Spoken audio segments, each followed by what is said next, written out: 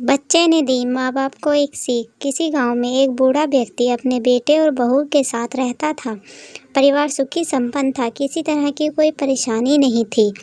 बूढ़ा बाप, जो किसी समय अच्छा खासा नौजवान था, आज बुढ़ापे से हार गया था। चलते समय लड़खड़ाता था, लाठी की जरूरत पड़ने लगी। चेहरा झुर्रियों से भर चुका था, बस अपना जीवन किसी तरह व्यतीत कर रहा था। घर में एक चीज़ अच्छी थी कि शाम को खाना खाते समय पूरा परिवार एक साथ टेबल पर बैठकर खाना खाना था। एक दिन ऐसे ही शाम को जब सारे लोग खाना खाने बैठे, बेटा ऑफिस से आया था, भूख ज़्यादा थी तो सो जल्दी से खाना खाने बैठ गया और साथ में बहू और उसका बेटा भी खाने लगे। बूढ़े हाथ जैसे ही थाली उठाने को हुए, थाली हाथ से छिटक गई, थोड़ी दाल टेबल पे गिर गई। बहू बेटे ने घृणा दृष्टि से पिता की ओर देखा और फिर से अपना खाना खाने में लग गए।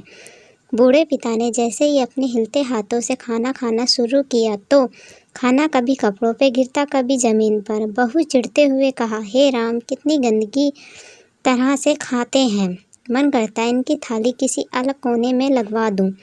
बेटे ने भी ऐसे सिर हिलाया जैसे पत्नी की बात से सहमत हो। उनका बेटा ये सब मासूमियत से देख रहा था। अगले दिन पिता की थाली उस टेबल से हटाकर एक कोने में लगवा दी गई। पिता की डबडबाती आंखें सब कुछ देखते हुए भी कुछ बोल नहीं पा रही थी। बूढ़ा पिता रोज की तरह खाना खाने लगा। खाना कभी इधर गिरता, कभी उधर। छोटा बच्चा अपना खाना छोड़कर लगातार अपने दादा की तरफ देख रहा था। माँ ने पूछा, क्या हुआ बेटे, तुम दादाजी की तरफ क्या देख रहे हो और खाना क्यों नहीं खा रहे हो? बच्चा बड़ी मासूमियत से बोला, माँ, मैं सीख रहा हूँ कि वृद्धों के साथ कैसा व्यवहार करना चाहिए।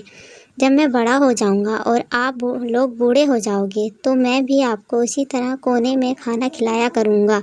बच्चे के मुंह में ऐसा सुनते ही बेटे और बहू दोनों कांप उठे। शायद बच्चे की बात उनके मन में बैठ गई थी, क्योंकि बच्चे ने मासूमियत के साथ एक बहुत बड़ा सबक दोनों लोगों को दिया था। बेटे ने जल्दी से आगे बढ़कर पिता को उठाया और वापस टेबल पर खाने के लिए बैठाया, और बहू भी भागकर पानी का गिलास लेकर आई कि पिताजी को कोई तकलीफ ना हो। इस कहानी से यह शिक्षा मिलती है कि दोस्तों, माँ बाप इस दुनिया की सबसे बड़ी पूंजी है। आप समाज में कितनी भी इज्जत कमा लें या कितना भी धन इकट्ठा कर लें, लेकिन माँ बाप से बड़ा धन इस दुनिया में कोई नहीं है। दोस्तों, अगर आपको मेरी कहानी अच्छी लगे तो एक लाइक और मेरे चैनल को सब्सक्राइब कर देना। धन्यवाद।